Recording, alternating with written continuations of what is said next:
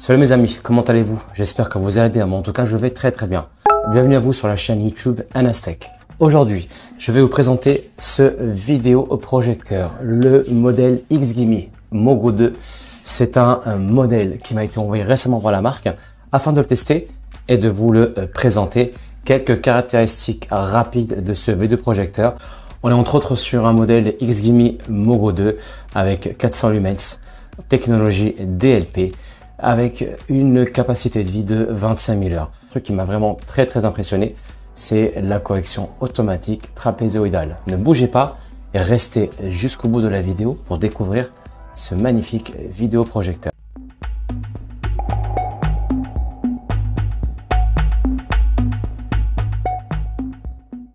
Alors voyons de plus près ce XGIMI Mogo 2.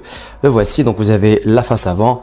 Donc là vous avez la sortie d'aération, vous avez la prise, enfin le capteur infrarouge pour la télécommande.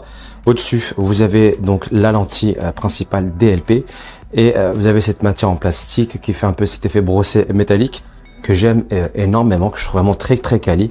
Et ce que vous voyez ici, juste ici là en dessous, c'est un diaphragme pour pouvoir simuler les basses, car oui, ce vidéoprojecteur embarque de chaque côté deux enceintes de 8 watts chacune avec ce diaphragme pour pouvoir simuler les basses. Bien entendu, c'est un vidéoprojecteur qui embarque des petites enceintes. C'est fait pour simuler des basses. Voilà, ne vous attendez pas à avoir un son cinéma. Je pense qu'il faudrait ajouter dessus une barre de son ou une enceinte extérieure. Là mes chers amis, comme vous pouvez le voir, j'ai lancé donc mon vidéoprojecteur.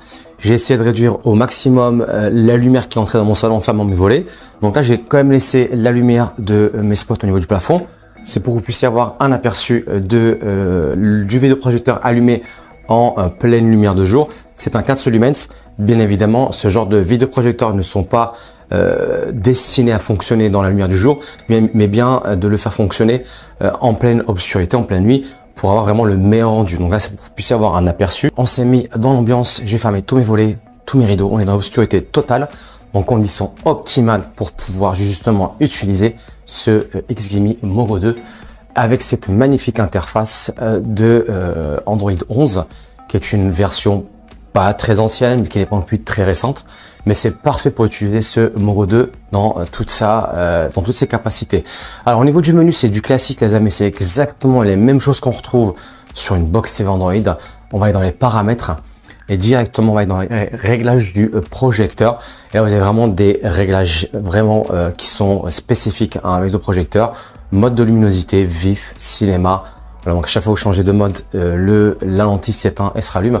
Peu importe, vous utilisez le mode qui vous convient le plus selon le réglage et le contenu que vous visualisez. Paramètres de distorsion trapézoïdale. Donc moi je le mets en automatique et voilà, lorsqu'il bouge automatiquement, il corrige. Voilà, ça se corrige automatiquement grâce à la technologie ISA qui est embarquée sur ce Mogo 2. Donc la correction de la distorsion trapézoïdale est automatique les amis. Vous pouvez bien évidemment le faire manuellement. Ensuite, vous avez la mise au point de la lentille, de l'image. Alors moi, je la mets tout le temps en autofocus et elle se fait au fur et à mesure que le vidéoprojecteur bouge ou est en mouvement. Voilà. Position du projecteur, moi, il est sur un trépied, donc en position avant. Vous pouvez mettre sur du plafond, en arrière. Attention, si vous fixez dans le plafond, à ne pas obstruer, à ne pas coincer comment on appelle ça, la sortie d'air, qui est très important pour pouvoir refroidir ce vidéoprojecteur. Alors vous savez à quel point j'aime utiliser cette application AIDA64 lorsque je présente du matériel qui tourne sous écosystème Android. Donc on est sur du Android 11 comme je vous l'ai dit, avec une RAM de 2 gigaoctets et un stockage de disque dur de environ 11 gigaoctets. Ce n'est pas très gros, c'est amplement suffisant pour installer des applications dessus, en sachant voilà qu'il y a comment on appelle ça, il y a le Play Store qui vous permet de pouvoir utiliser l'application que vous désirez.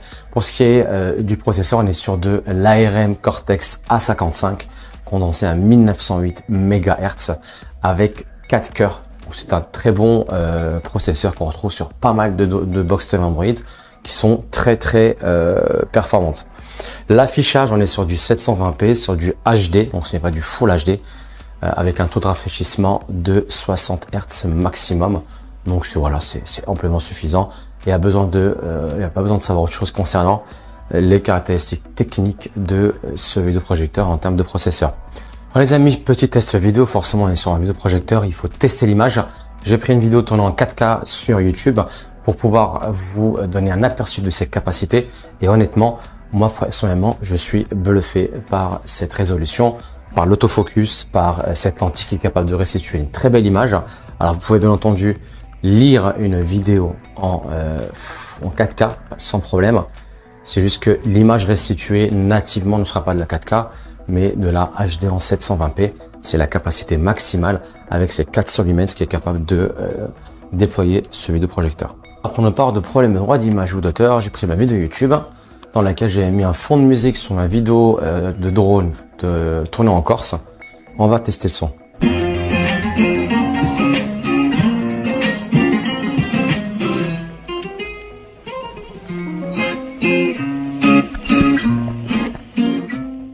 Haut-parleurs embarqués sont du 2x8 watts, à fond le maximum en termes de capacité, avec la petite fibre qui est à l'arrière pour simuler des basses.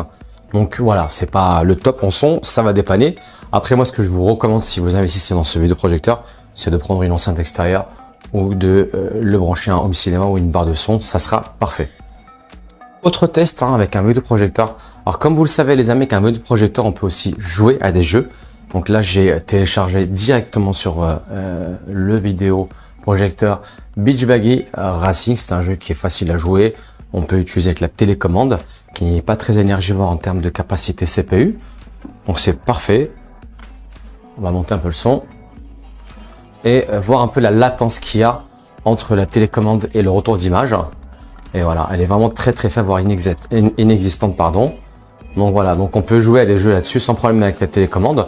On peut brancher dessus bien entendu une manette, mais franchement déjà au niveau de la latence, il y a très peu de, enfin il y a toujours une petite latence, mais de l'ordre de quelques millisecondes qu'on perçoit à peine. Donc ce n'est pas gênant pour pouvoir jouer à un jeu de voiture ou de guerre ou peu importe.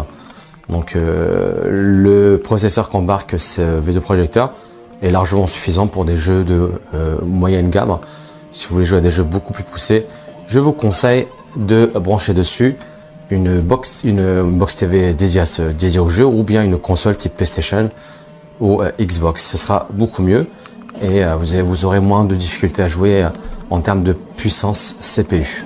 Voilà mes amis, cette vidéo est terminée en espérant que cette découverte vous aura plu. Alors ce XGIMI Moro 2, j'en ai retenu beaucoup de points positifs honnêtement. Belle image, la technologie qui permet de corriger automatiquement le focus et la correction automatique trapézoïdale, c'est vraiment un vrai plus. Il est léger, il est portatif. Alors malheureusement, il n'embarque pas de batterie interne. Sinon, il coûterait beaucoup plus cher que ce qui coûte actuellement. Il est à 399 € sur Amazon. Et régulièrement, il y a des promotions qui permettent de l'avoir un peu moins cher quand même, autour des 300 à 350 €. Alors, les points forts, c'est sa lentille avec 400 lumens. C'est largement suffisant dans un environnement totalement obscur. L'image est bonne, les couleurs sont très chaudes. Voilà, on sent la profondeur. Vous pouvez regarder un film, une vidéo, peu importe. Franchement, vous ne serez pas du tout dépaysé. Pour ce qui est de l'interface, on est sur l'Android Google Android 11. C'est récent, c'est pas non plus très récent, c'est pas vieux, c'est nickel, c'est ce qu'il faut.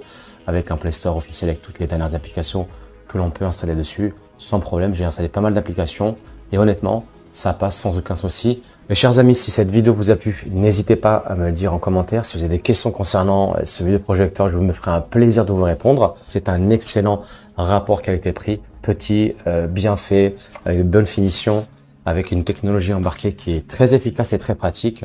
Ma foi, je vous le recommande à 100%. En attendant, prenez soin de vous et je vous dis à très bientôt pour une nouvelle vidéo.